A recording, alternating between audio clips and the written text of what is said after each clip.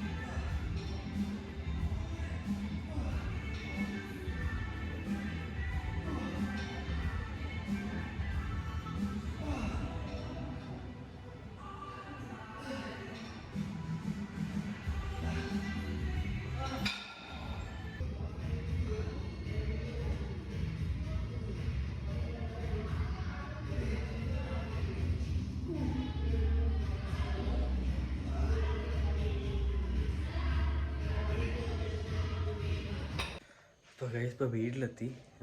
എനിക്ക് ട്രൈസിന് ഒരു വർക്കൗട്ടിനും വീഡിയോയും ബാക്കി ചെസ്റ്റിൻ്റെ 3-4 വീഡിയോ എടുത്തു.